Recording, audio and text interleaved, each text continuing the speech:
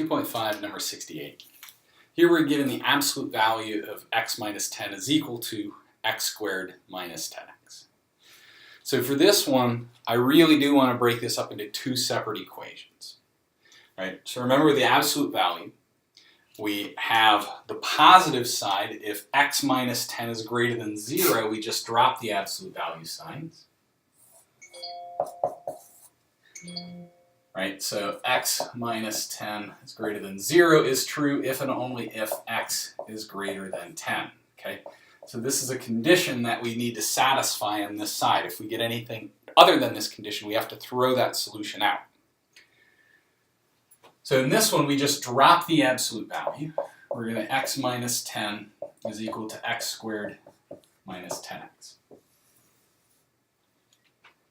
Okay. Now let's solve this down and then look at the minus side. Okay, so here we want a 0 here, so let's subtract things over to the other side. Minus x plus 10 minus x plus 10. Cancel, cancel, cancel, cancel. 0 is equal to x squared minus 10 minus 1 is minus 11x plus 10. Okay. Can this be factored? Well, yeah, 10 can be broken up into 10 and 1. 10 plus 1 is 11, so we can break that up that way. This minus says that at least one of them must be a negative. This plus says that they're both the same sign, so they're both negative. We're going to get x minus 10 and x minus 1.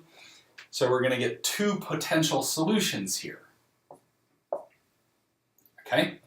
Either x minus 10 is equal to 0, which is true. We add 10 to both sides if x is equal to 10. Well, greater than or equal to, right? If x is greater than or equal to 10, we do this. So that'll work there. So that one's good. Maybe tomorrow, maybe not. I didn't say equals. The positive side has the equals. Okay.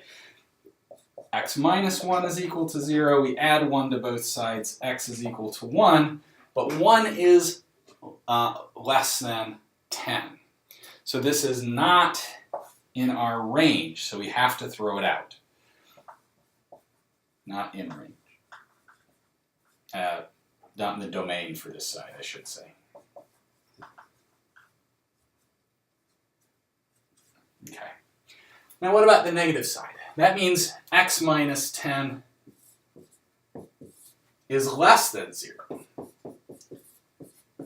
Okay, so we would add 10 to both sides. X is less than 10. Okay, so this is the condition that we need to meet on this side.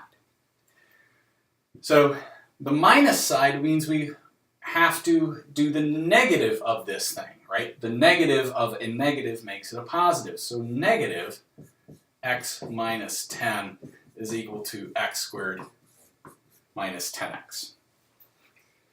Okay, now we can distribute this negative. Negative x plus 10 is equal to x squared minus 10x.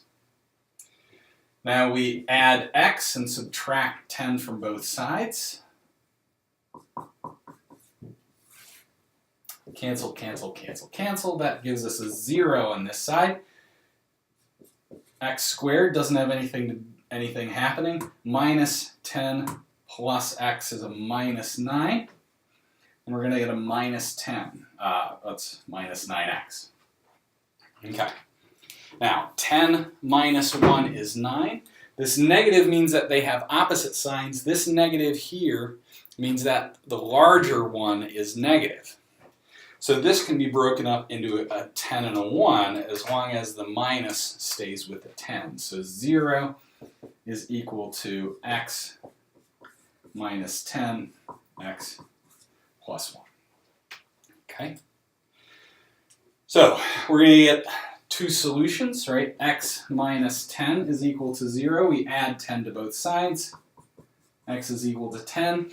Well, number one, we already got that solution on this side. Number two, the negative side is strict, so we actually have to throw that one out. Okay? We've already gotten it. Having it there again doesn't help us, but even on that side, if that's the only place we had it, The negative side is a strict inequality, so we have to throw it away. X plus 1 could be 0. We add 1 to both sides, or sorry, subtract 1 from both sides. X is equal to -1. -1 is certainly less than 10, so that is in the range. And so our two solutions when x is 10 and x is equal to -1. I should go to class.